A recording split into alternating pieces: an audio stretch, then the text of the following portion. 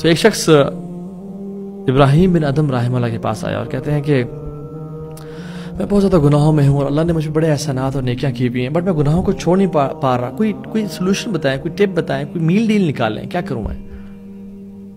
تو انہوں نے کہا کہ اگر میں تمہیں 5 میں سے تم ان میں سے کوئی بھی اختیار کر لو، انشاءاللہ تم بچ جاؤ گے۔ تو انہوں نے کہا کیا؟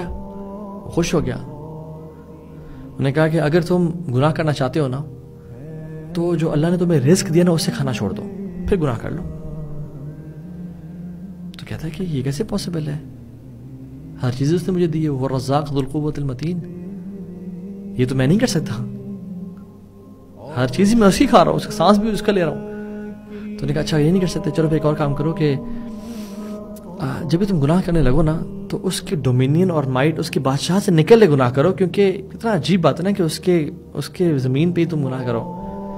تو اس نے سوچا، اس نے کہا میں کہاں جاؤں گا، سب کچھ ہی اس کا ہے، لہو ملک السماوات والارض، ہر چیز ہی اس کی ہے، میں تو نکل نہیں سکتا، تو یہ آپشن بھی میرے لیے بالکل پاسبل نہیں ہے۔ تو تھرڈ کوئی بات بتائے۔ تو نے کہا اگر تم گناہ کرنا چاہتے ہو نا تو پھر ایسی جگہ پہ چلے جو جہاں تمہیں اللہ دیکھ نہ رہا ہو۔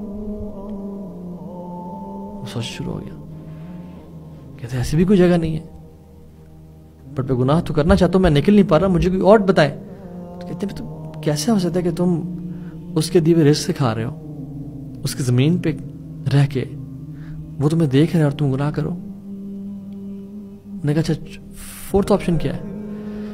اس نے کہا کہ پھر ایک کام کرنا، جب گناہ اگر تم کرنا چاہتے ہو تو پھر کرتے رہو، لیکن یہ کرنا کہ جب تمہارے پاس ملک الموت آئے نا تو اس سے کچھ ٹائم مزید لے لینا کہ ابھی نہ آئے، مجھے کچھ لمحات دے دیں تاکہ میں توبہ کر لوں اور میں اللہ کا نیک بندہ بن کے چلا جاؤں۔ تو اس نے کہا it's not possible. What is the fifth option? He said کہ جب جہنم کے دروغے تمہیں کھینچ کے لے جا رہے ہو نا جہنم کی طرف، تو تم ان کا انکار کر دینا اور نہ جاننا پھر ان کے ساتھ، یہی آپشن بچ گئی ہے پھر تو۔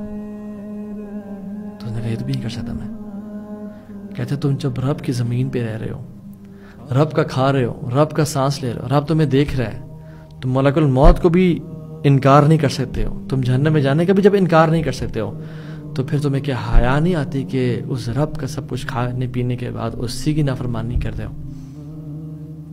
You should leave the life of sins then. This is the only option.